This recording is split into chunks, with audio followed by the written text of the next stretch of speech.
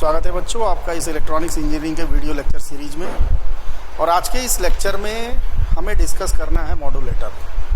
Modulator क्या होता है, इसकी वर्किंग कैसे होती है, मॉड्यूलेटर जो भी वर्किंग परफॉर्म करता है उसके लिए किस किस सिग्नल का यूज करता है, ये सारी बातें हम लोग आज के लेक्चर में डिस्कस करने वाले हैं। आगे बढ़ने से पहले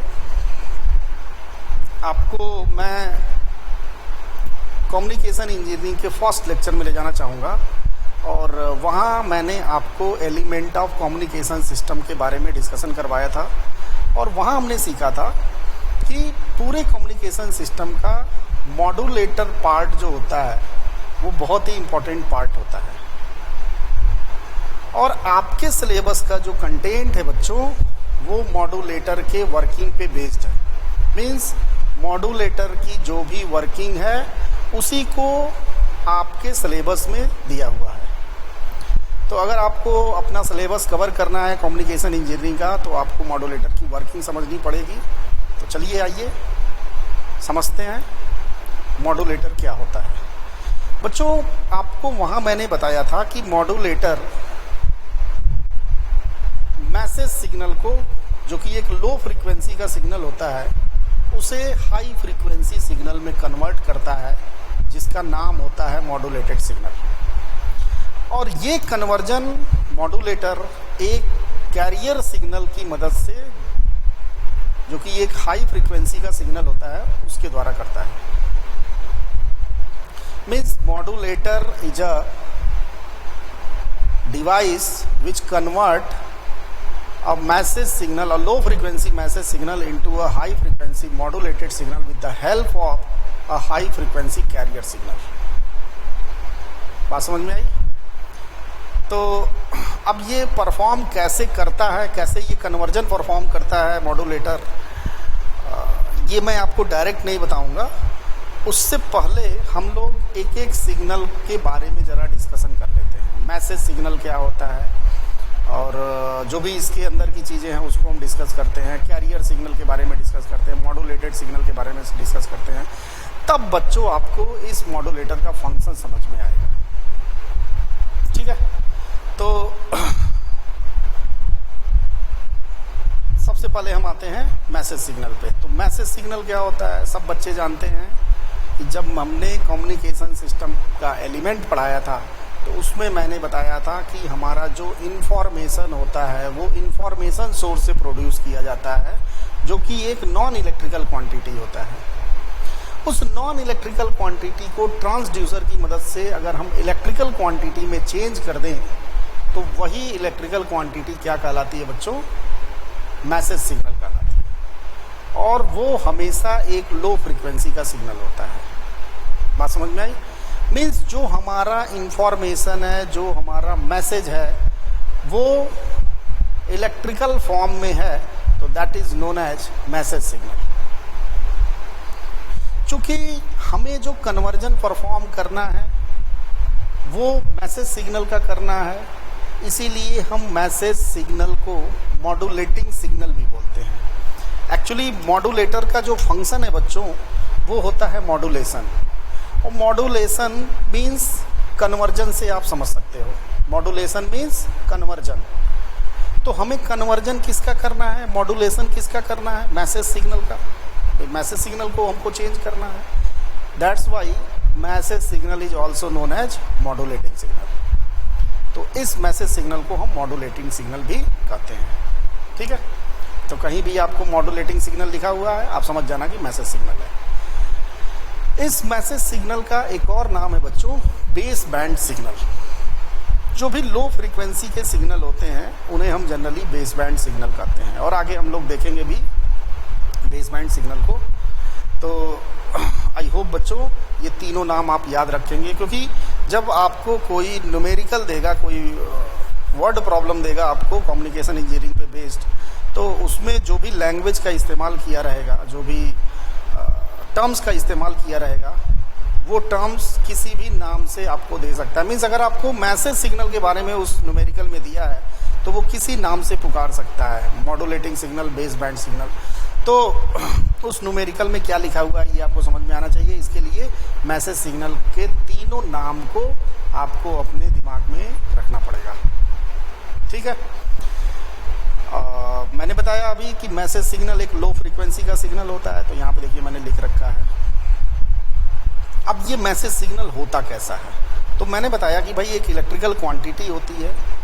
तो सब बच्चे जानते हैं कि साइनसोइडल सिग्नल एक इलेक्ट्रिकल क्वांटिटी है, इसलिए हमारा message signal sinusoidal signal form में भी हो सकता है। तो यहाँ पे देखिए एग्जांपल के तौर में आपको समझाने के लिए मैंने एक मैसेज सिग्नल लिया है mt am cos 2 pi fmt plus 5m, ठीक है। 5m फेज शिफ्ट है, तो अगर मैं इसको 0 कर दूं तो ये mt क्या हो जाएगा am cos 2 pi fmt।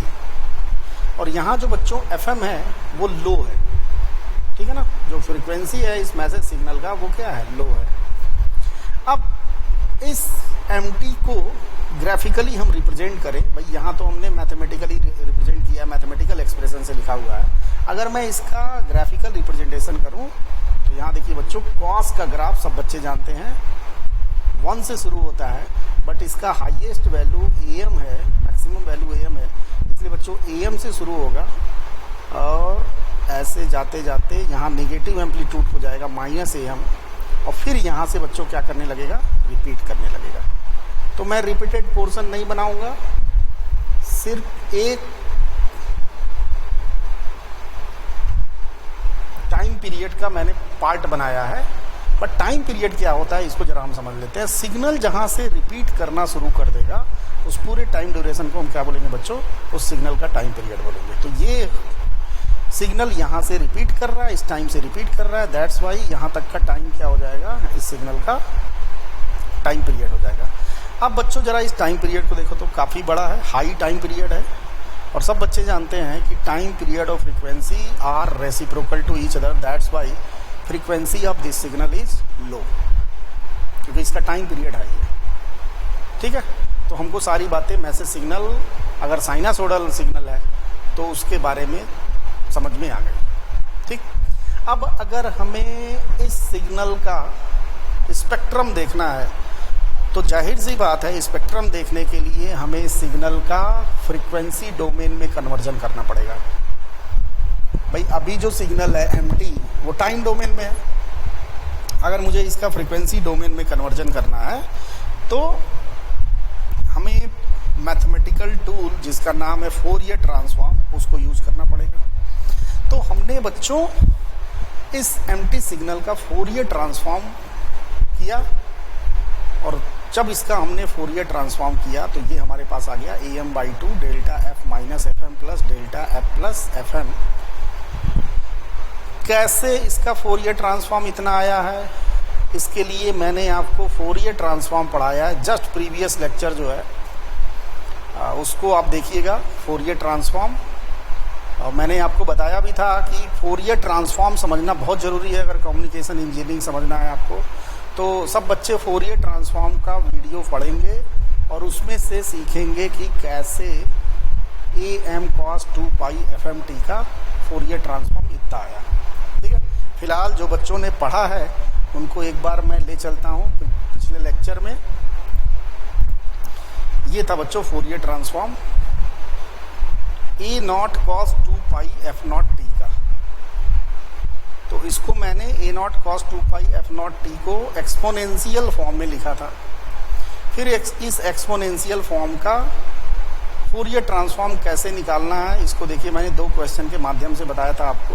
तो इसका आ जाएगा बच्चों डेल्टा f माइनस f0 और इसका आ जाएगा f प्लस f0। तो यहाँ f0 था तो f0 से शिफ्टिंग हुआ, एम्पलीट्यूड a0 था तो a0, यहाँ बच्चों am है तो एम्पलीट्यूड am/2, और यहाँ पे देखो फ्रीक्वेंसी fm है तो शिफ्टिंग किससे होगा, fm से होगा।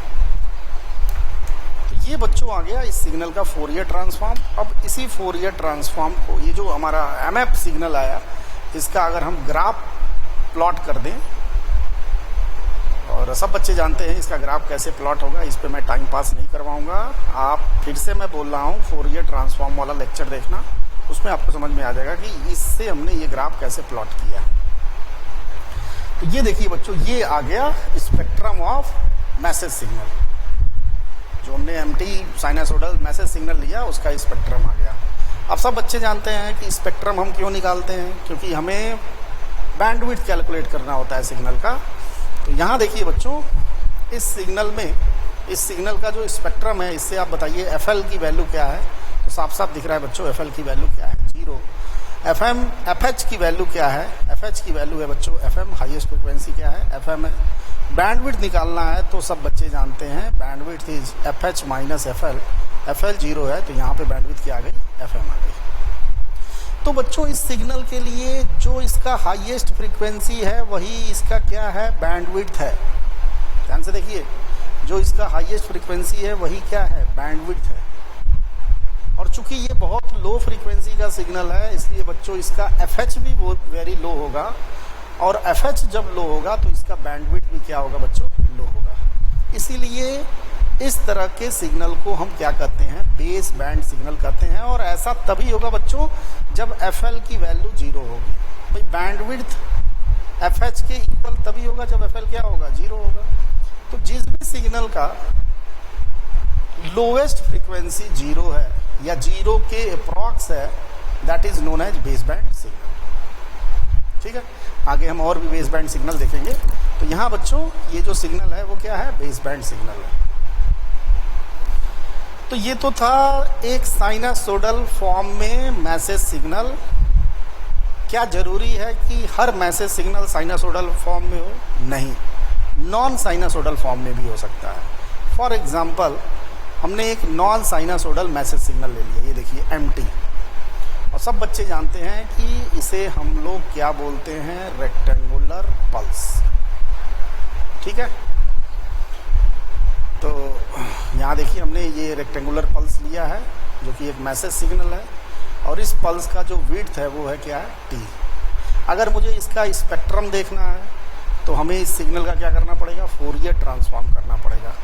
अब मैंने इस तरह के सिग्नल का फोरियर ट्रांसफॉर्म आपको निकालना नहीं सिखाया है, तो बस आप यूँ समझिए बच्चों कि इस सिग्नल का फोरियर ट्रांसफॉर्म इस तरीके का आता है। देख रहे हैं आप, थोड़ा खतरनाक टाइप का दिख रहा है, बट आप इसको थोड़ा सा याद कर लो कि भाई रेक्टेंगुलर पल्स का फोरियर ट्रांसफॉर्म इस तरीके का आता है।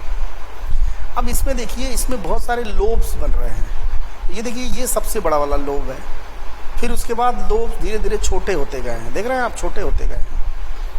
तो बच्चों ये जो जितने छोटे वाले लोब्स हैं इनको हम बोलते हैं माइनर लोब्स, और ये जो बड़ा वाला लोब है इसको हम बोलते हैं मेन लोब या मेजर लोब। ठीक है, मेन लोब या मेजर लोब। अब थोड़ा सा आप बुद्धि का इस्तेमाल कीजिए और सोचिए कि सबसे ज़्यादा एनर्जी मेजर लोब में होगी या माइनर लोब में होगी। अगर हम सिग्नल के एनर्जी का बात करें बच्चों, तो सबसे ज़्यादा एनर्जी किस में होगी, जिसका एम्पलीट्यूड सबसे ज़्यादा होगा। हमेशा याद रखिएगा, जिस सिग्नल का एम्पलीट्यूड ज़्यादा होगा उसमें एनर्जी क्या होगी, सबसे ज़्यादा होगी। ये चीज़ मैं आपको बताऊंगा भी, एक अलग से लेक्चर लूँगा, उसमें मैं एनर्जी और पावर के बारे में आपको बताऊंगा कि कैसे हम सिग्नल का एनर्जी और पावर कैलकुलेट करते हैं। ठीक है, अभी फ़िलहाल मानिए कि जिसका एम्पलीट्यूड ज़्यादा उस सिग्नल का एनर्जी ज़्यादा। तो यहाँ पे देखिए जो मेजर लोब है बच्चों, उसका एम्पलीट्यूड बहुत ज़्यादा है as compare to amplitude of minor lobes,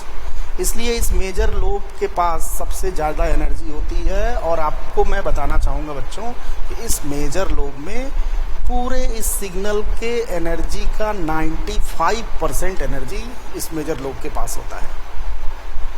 ठीक है, बाकी के जो 5% एनर्जी बचते हैं वो सब इन माइनर लोब्स को मिला के, ये सारे माइनस लोब अगर हम मिला दें तो उनके पास होते हैं। मीन्स 5% एनर्जी इन सारे माइनर लोब्स के पास, 95% एनर्जी मेजर लोब के पास।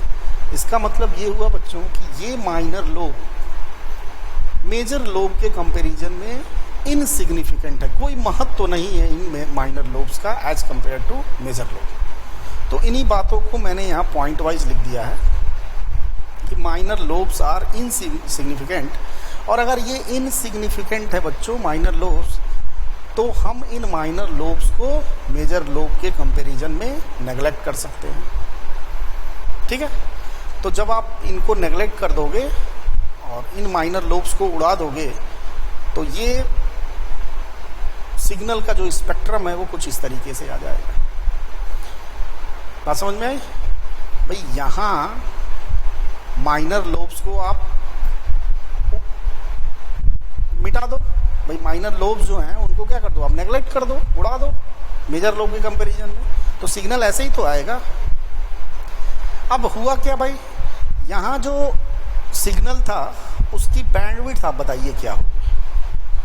तो सब बच्चे जानते हैं बैंडविड्थ कैसे निकालते हैं, लोवेस्ट फ्रीक्वेंसी देखते हैं, लोवेस्ट फ्रीक्वेंसी 0 है, और हाईएस्ट फ्रीक्वेंसी आप नहीं बता सकते हो कहाँ है बच्चों, ये ऐसे चला जाता है। मीन्स आप समझ लो इसकी हाईएस्ट फ्रीक्वेंसी इनफाइनाइट होती है, तो इसका बैंडविड्थ क्या हो जाएगा बच्चों, इनफाइनाइट हो जाएगा, ठीक।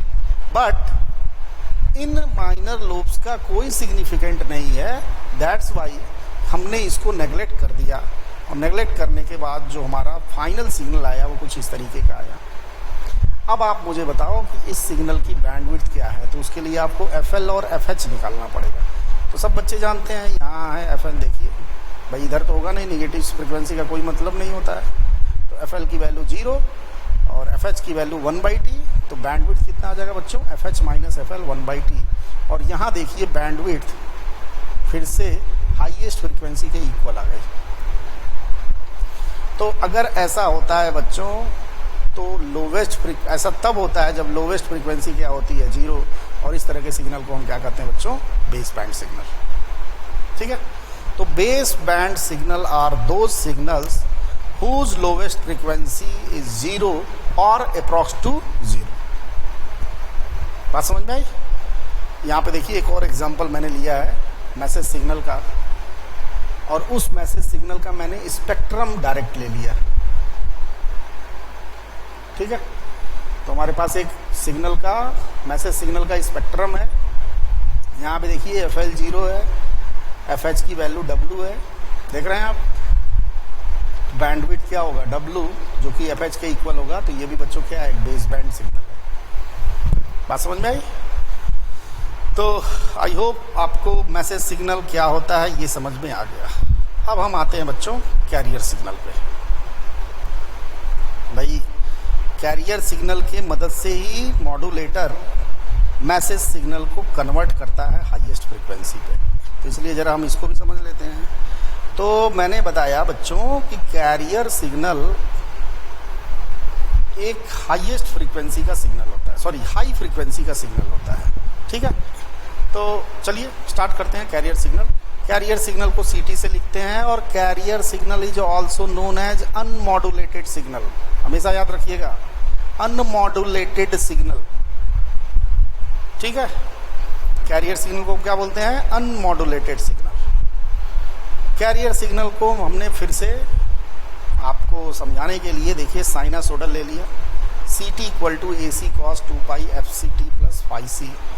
और यहाँ बच्चों ये जो सिग्नल है वो साइनासोडल सिग्नल है, वो हाई फ्रीक्वेंसी का साइनासोडल सिग्नल है। φC अगर 0 है तो CT की वैल्यू क्या होगी बच्चों, AC cos 2π FCT। और अगर हम इसको ग्राफ पेपर पे स्केच करें तो वो कुछ इस तरीके से आएगा। आप देखिए इसका हाईएस्ट वैल्यू क्या है, AC है, amplitude AC, negative amplitude minus AC, और इतने टाइम के बाद फिर से क्या करने लगेगा बच्चों, रिपीट करने लगेगा। तो आप देखो जरा मैसेज सिग्नल को देखो, आपको मैसेज सिग्नल पे ले चलते हैं, साइनासोडल मैसेज सिग्नल पे। ये देखो इसका टाइम पीरियड देखो, भाई सिग्नल दोनों सेम है, ये भी साइनासोडल ये भी साइनासोडल, लेकिन आप इसको देखो, इसका टाइम पीरियड इतना और इसका टाइम पीरियड सिर्फ इतना। तो बच्चों जिसका टाइम पीरियड कम है उसका फ्रीक्वेंसी क्या होगा, हाई होगा। तो कैरियर सिग्नल का फ्रीक्वेंसी हमेशा क्या होता है बच्चों, हाई होता है। और अगर हमें कैरियर सिग्नल का स्पेक्ट्रम देखना है तो हमें इसका फोरियर ट्रांसफॉर्म करना पड़ेगा। फोरियर ट्रांसफॉर्म करोगे तो फिर से वही आएगा जो मैसेज सिग्नल का आया था। और सब बच्चे जानते हैं कि साइनासोडल सिग्नल का फोरियर ट्रांसफॉर्म क्या आता है। अब इसको आप ग्राफ पे बना लो तो वही इस सिग्नल का क्या हो जाएगा, स्पेक्ट्रम हो जाएगा। बात समझ में आई बच्चों? अब बच्चों हम समझते हैं इस मॉड्यूलेटेड सिग्नल को। ये मॉड्यूलेटेड सिग्नल है क्या? तो सपोज ये मॉड्यूलेटेड सिग्नल मैसेज सिग्नल और कैरियर सिग्नल के प्रोडक्ट से आ रहा है। भाई हमने कहा कि ये ST मैसेज सिग्नल जो कि टाइम डोमेन में है और कैरियर सिग्नल ये भी टाइम डोमेन में है, इन दोनों के प्रोडक्ट से आ रहा है। ठीक है भाई, मॉड्यूलेटेड सिग्नल क्या है? मैसेज सिग्नल का कन्वर्टेड फॉर्म है। तो मान लो ये जो कन्वर्टेड सिग्नल आया वो मैसेज सिग्नल का कैरियर सिग्नल में मल्टीप्लिकेशन होके आया। तो जरा इसको समझते हैं।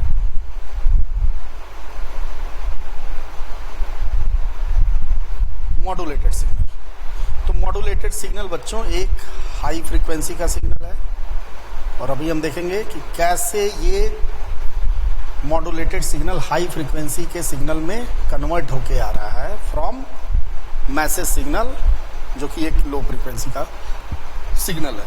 ठीक है, तो अभी हमने बच्चों बताया कि ST कैसे आ रहा है, मैसेज सिग्नल का कैरियर सिग्नल में प्रोडक्ट होके। अब ये जो कैरियर सिग्नल है इसकी वैल्यू अभी हमने ली थी AC cos 2πfct।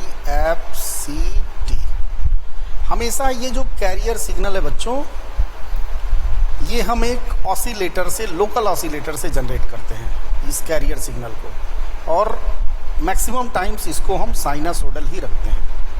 ठीक है, हम कैसे इसको जनरेट करते हैं, यहाँ मैं लिख दे रहा हूँ, जनरेटेड बाई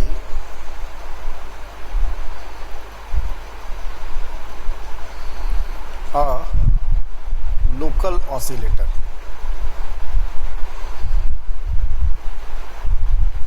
ऑसिलेटर का नाम सुना होगा, जो क्या करता है, किसी भी वेवफॉर्म को जनरेट कर सकता है। आप लोगों ने लैब में भी देखा होगा ऑसिलेटर, या फ्रीक्वेंसी जनरेटर देखा होगा आप लोगों ने, सिग्नल जनरेटर देखा होगा।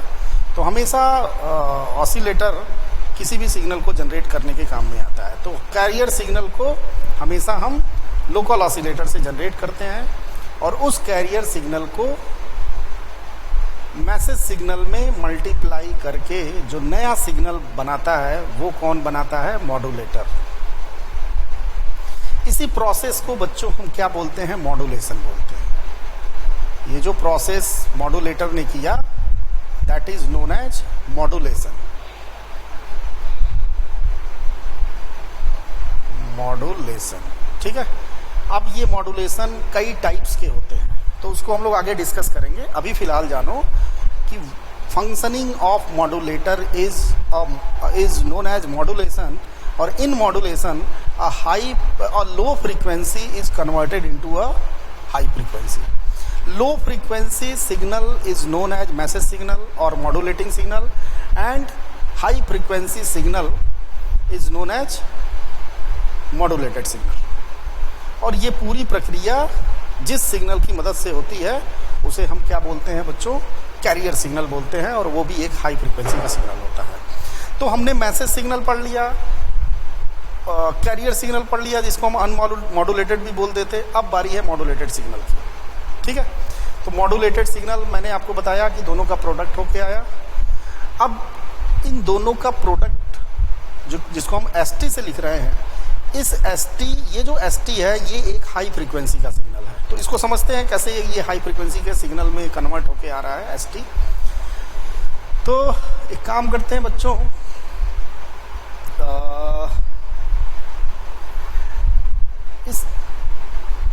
चलो ठीक है, अभी मैंने कहा कि भाई ये हाई फ्रीक्वेंसी का सिग्नल है, ठीक। तो कैसे आपको पता चलेगा कि ये जो सिग्नल ST है वो एक हाई फ्रीक्वेंसी का सिग्नल है? तो हमें क्या करना पड़ेगा? इस सिग्नल का स्पेक्ट्रम देखना पड़ेगा।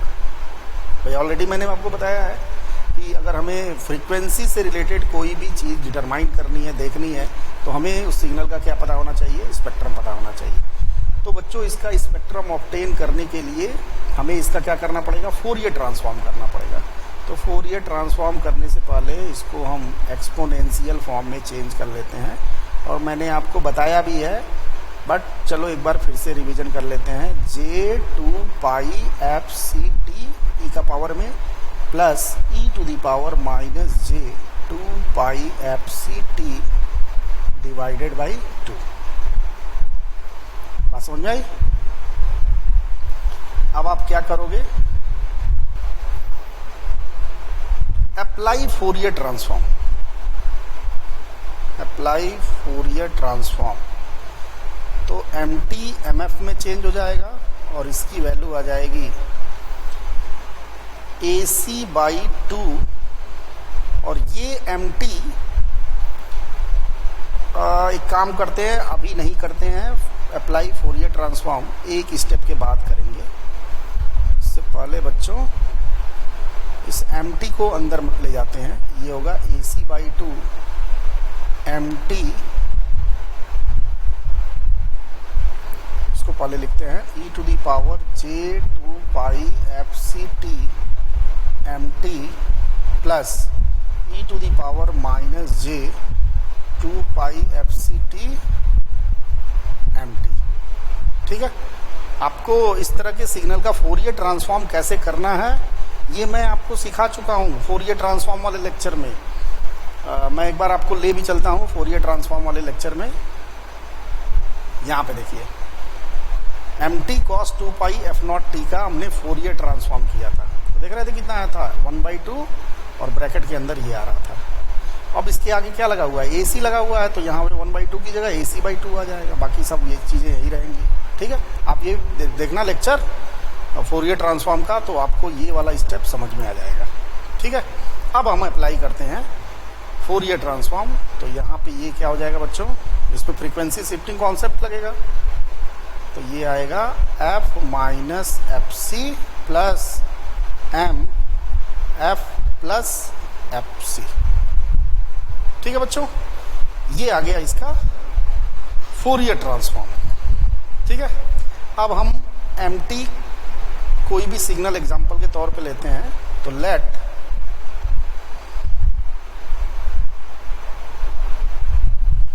mt, तो कोई भी हमने एक mt सिग्नल लिया, उस mt सिग्नल का फोरियर ट्रांसफॉर्म बच्चों सपोज mf है, और उस mf का ग्राफ कुछ इस तरीके का आ रहा है। ठीक है, और इसको काम करते हैं कैपिटल लेटर से लिखते हैं,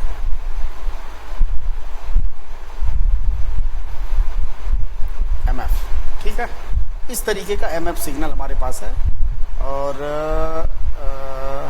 माइनस w ये होगा, और ये क्या हो जाएगा बच्चों प्लस w। एक मिस्टेक हमने यहाँ पे कर दिया है, ये बच्चों st सिग्नल है, भाई यहाँ जो सिग्नल था वो क्या था st था, तो इसका जब आप फोरियर ट्रांसफॉर्म करोगे तो यहाँ mf ना आके sf आएगा, तो इसको मैं इरेज करके sf लिखता हूँ।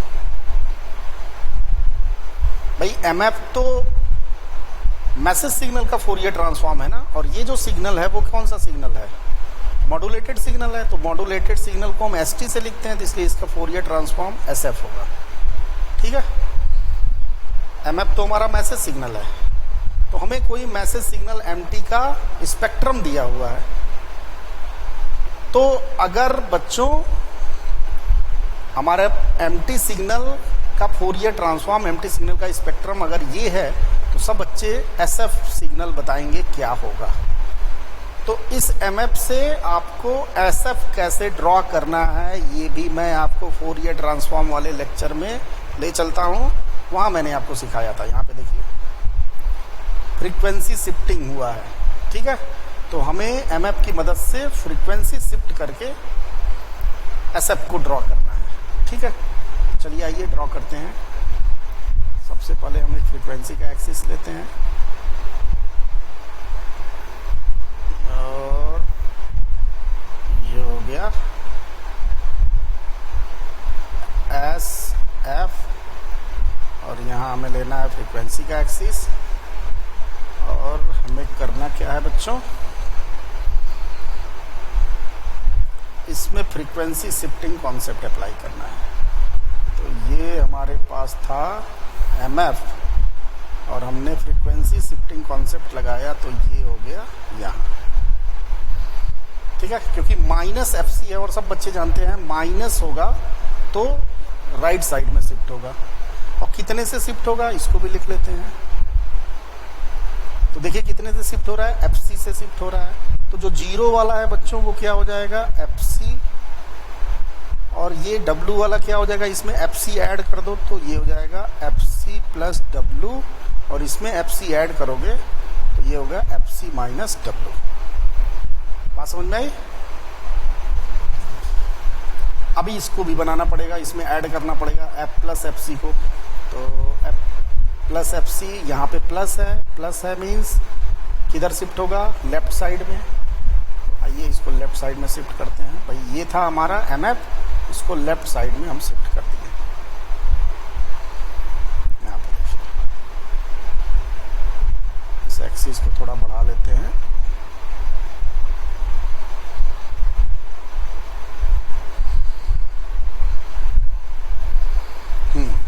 अब ये जीरो वाला कहाँ चला जाएगा, माइनस FC पे, और ये W वाले में मीन्स जीरो में हमें माइनस FC ऐड कर देना है। तो माइनस FC सब में ऐड होगा, सारे फ्रीक्वेंसी में। तो यहाँ पे आएगा बच्चों माइनस FC माइनस W, और यहाँ आएगा माइनस FC प्लस W। ठीक है, और काम करते हैं, इसको डॉटेड कर देते हैं।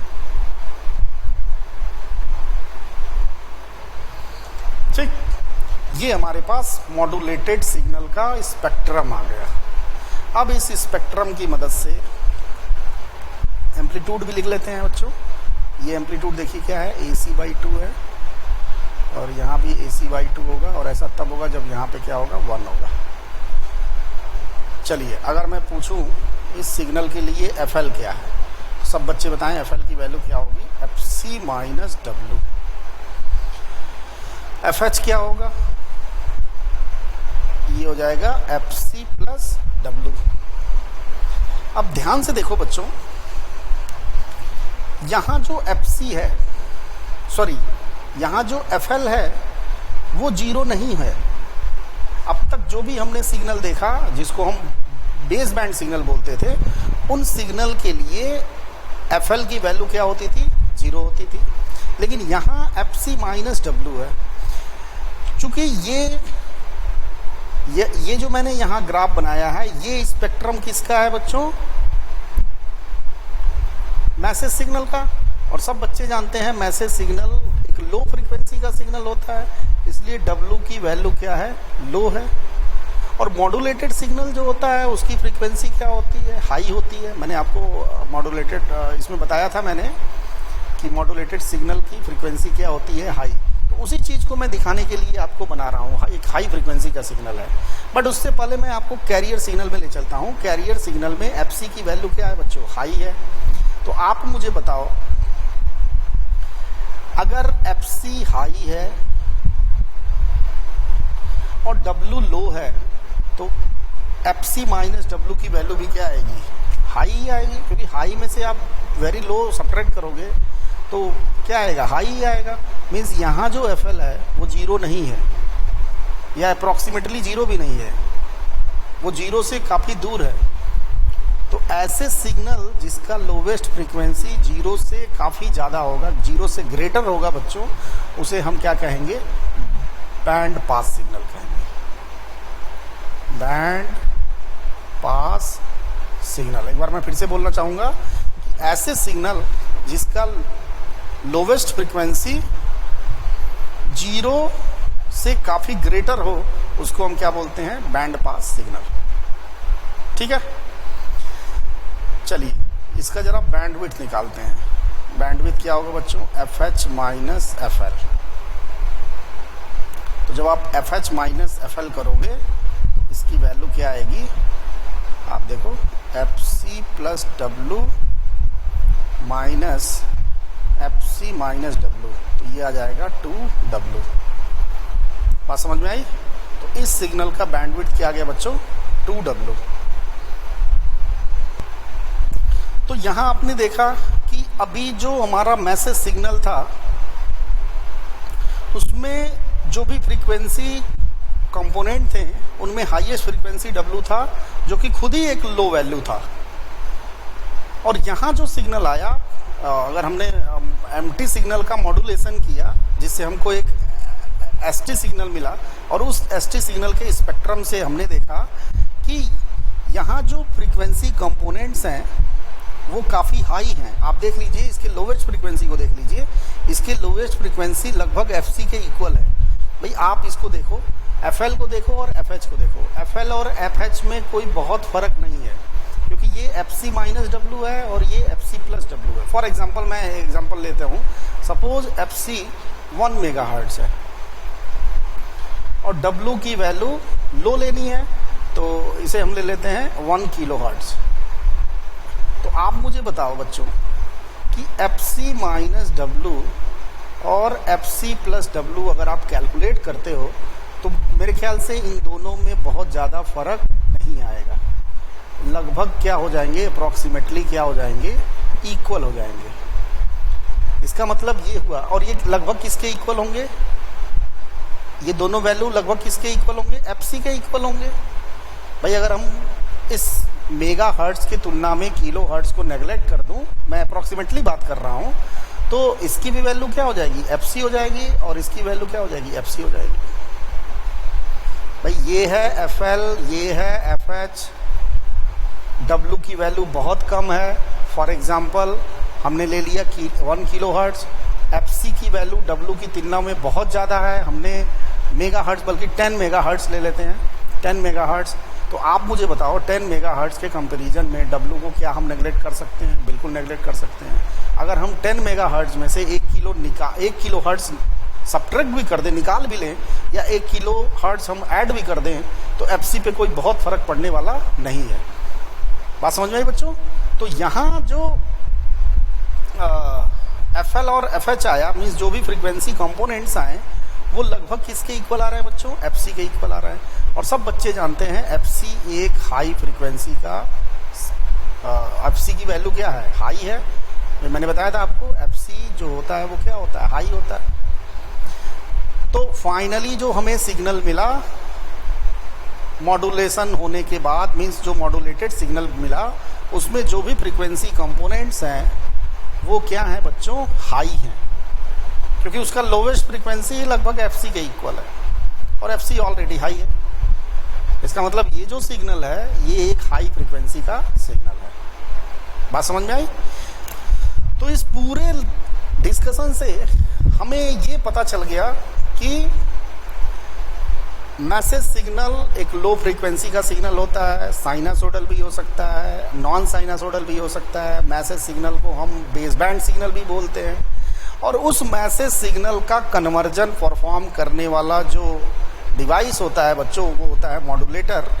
और मॉड्यूलेटर का जो फंक्शनिंग होता है उसको हम बोलते हैं मॉड्यूलेशन। मॉड्यूलेशन एक प्रोसेस है जो लो फ्रीक्वेंसी सिग्नल को हाई फ्रीक्वेंसी में कन्वर्ट करता है।